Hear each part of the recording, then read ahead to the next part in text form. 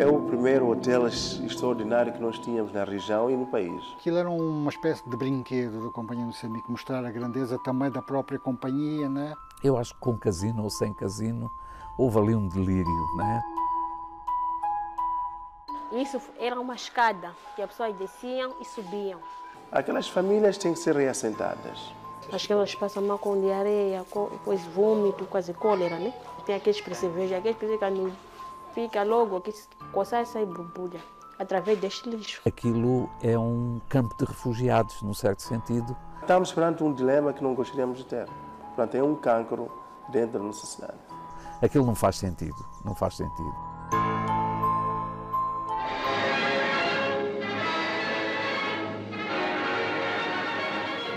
É também junto ao mar que se ergue majestoso o edifício do Grande Hotel, grande e justificado orgulho da cidade da Beira. Conjunto arquitetónico grandioso em linhas e proporções, é este hotel, no seu género, o melhor de toda a África. Aqui foi a entrada principal do Grande Hotel. Isso tudo estava fechado, estava tudo com vidro e o balcão estava deste lado.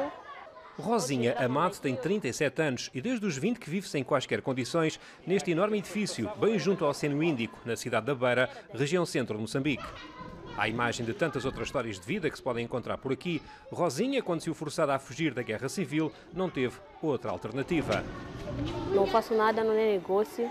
Por isso vim aqui, vivia um tio comigo lá, ele perdeu a vida, ocupei a casa. Dá para viver aqui? Não dá, só o que fazer, né? Na pobreza, assim. Mas quem hoje em dia entra no Grande Hotel da Beira vê muito mais do que simplesmente pobreza. O cheiro a urina e fezes é uma constante em todos os cantos do enorme edifício. Das varandas deitam-se todos os tipos de detritos para lixeiras a céu aberto. E até o buraco onde no passado existiu um elevador já tem lixo acumulado, até ao segundo andar. Saía de lá de cima, para baixo, para passavam andar aqui. Só que isso que está assim acumulado é lixo. Que rato? Não há aqui rato? Está cheio de rato. Cheio de rato, não é? Não, de rato, até a altura de gato. Há mais ratos ou pessoas? Rato mesmo, não pessoa, só rato. Ninguém sabe ao certo, mas dentro deste monstro de cimento devem existir por esta altura aproximadamente 800 famílias. São mais de 4.000 pessoas que ocupam quartos, compartimentos, corredores, despensas, vãos de escada e a cave do edifício, transformando pequenos espaços em residência fixa. Quantas pessoas é que vivem na sua casa? Eu, minha esposa, mais 4 filhas. Uma já está casada. E é um espaço grande ou pequeno? Um grande espaço, até eu não chego a ter mais famílias. Colômbia é como agora é conhecido este espaço, onde outrora existiu uma discoteca, bem nas profundezas do edifício, sendo uma das zonas com maior aglomeração de famílias. Aqui foi um salão onde as pessoas dançavam, dessa parte. E agora é uma casa de quantas famílias? E aqui vive muita família, à volta de 100 famílias. 100 famílias? Sim. Só nesta zona? Só nesta zona, sim, neste salão. Foi em 1952 que o Grande Hotel da Beira começou a ganhar vida, num terreno com 12.000 metros quadrados, no bairro da Ponta Jeia, um dos mais procurados na cidade da Beira. Inaugurada 17 de junho de 1955, com o slogan Orgulho de África, era na altura o maior e mais requintado hotel de todo o continente africano. A obra foi inicialmente orçada pelo proprietário, a Companhia de Moçambique, em 35 milhões de escudos, mas acabou por custar bem mais do que o dobro, 90 milhões. O arquiteto José Porto elaborou o plano original para o hotel, mas os detalhes finais ficaram a cargo do arquiteto Francisco de Castro, que teve que lidar com algumas excentricidades do presidente do entreposto, Artur Brandão. Como é que há uma pessoa que diz que a boate não pode ter ar-condicionado porque tem uma adega dele em Braga que é muito fresca e que tem a mesma orientação? A torre da piscina de Saldos já não se executava daquela maneira. Agora era uma estrutura metálica com rodas e com farais e cada um levava a prancha quando quisesse, está a ver o que é. Como é que você vai fazer a iluminação da piscina? Vou pôr uns postos. Para aí, sopas. Não vão os barcos à noite entrarem a barra e encalharem na praia aqui do hotel. Está a ver, isto era constantemente assim. Francisco de Castro ficou conhecido como o pai de outro edifício emblemático na cidade da Beira, a estação de comboios dos CFM, inaugurada também em 1955 e que mantém ainda hoje toda a sua imponência. Bem ao contrário do que se passa com o Grande Hotel. Aquilo era uma espécie de brinquedo da Companhia de Moçambique, mostrar a grandeza também da própria companhia, né? E portanto, para trazer turismo internacional para aquela zona, né? O Grande Hotel da Beira tinha 122 quartos em apenas 3 andares. Mobília toda ela em madeira maciça, tapeçarias, louças finas e candeeiros de cristal. 2 restaurantes, cinema, uma estação dos Correios, uma discoteca e até uma piscina com medidas olímpicas. Como António Oliveira Salazar era contra a ideia dos casinos, nunca concedeu o alvará à Companhia de Moçambique. E esta foi uma das razões porque, 8 anos depois da inauguração, em fevereiro de 1963, o hotel deixou de receber hóspedes. Crescia 100 metros do outro lado da praça da entrada do Grande Hotel, não é? E lembro-me, desde os meus 7 anos de idade, foram vividos com o Grande Hotel à frente. E foi pouco depois de fechar como hotel que João Paulo Borges Coelho começou a explorar de bicicleta o interior do edifício, na companhia de um grupo de amigos. Descobrimos a dado passo que havia uma janela que tinha um vidro partido e nós passávamos por ali, entrávamos e explorávamos um bocado daqueles interiores, daqueles corredores. Aventuras de infância que o reconhecido escritor e historiador moçambicano resolveu passar ao papel no livro Ponta Jaia, que publicou em 2017.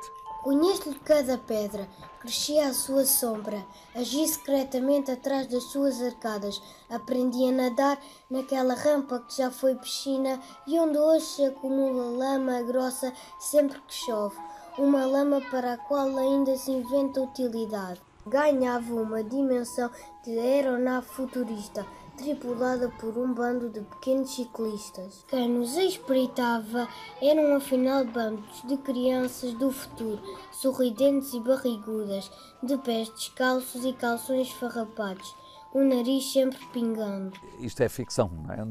Digamos, não é um livro de memórias, mas tento misturar essas impressões, fazer uma ponte, digamos assim, com o Grande Hotel atual. Após a independência de Moçambique, em 1975, este enorme elefante branco foi ocupado e utilizado por militares como prisão política. As portas fecharam definitivamente após a festa do fim do ano de 1980. Foi a partir daí que o Grande Hotel foi tomado de assalto por quem fugia da guerra e precisava de um espaço seguro para viver na cidade. Entraram ali à bruta, não é? Provavelmente quando o governo tomou consciência que já estava mesmo na posse das pessoas, não é? São as tais políticas erradas que aconteceram depois da independência. Encontrar uma solução para realojar as mais de 4.000 pessoas que aqui vivem é o desejo do município da Beira, mas não será tarefa fácil, até pela crise financeira que Moçambique atravessa. O setor privado, naturalmente, não tem capacidade de investir milhões de dólares para uma área que ele não consegue ter o retorno no dia seguinte. É muito complicado. Portanto, estamos perante um dilema que não gostaríamos de ter. Portanto, é um cancro dentro da nossa cidade. Em 2004, a Associação Muçulmana da Beira ofereceu casas para 30 famílias num outro bairro da cidade, mas as pessoas alugaram esses espaços e voltaram para o Grande Hotel. Por aqui, já todos se habituaram a esta estranha forma de vida, como é o caso de João António da Silva, nome bem português. É o nome português porque meu pai foi colonizado com o português. Então, quem me deu o nome é uma irmã da Igreja Católica. Então, deu o nome. Por isso, João Silva. Sim. Sr. João, podemos conhecer a sua casa? À vontade, quando querer, conhecer. Uma casa dentro de um pequeno quarto de hotel, onde João Silva vive com a mulher e 2 filhos quase adultos. Eu chamo-me Domingo João da Silva. E o teu irmão gêmeo?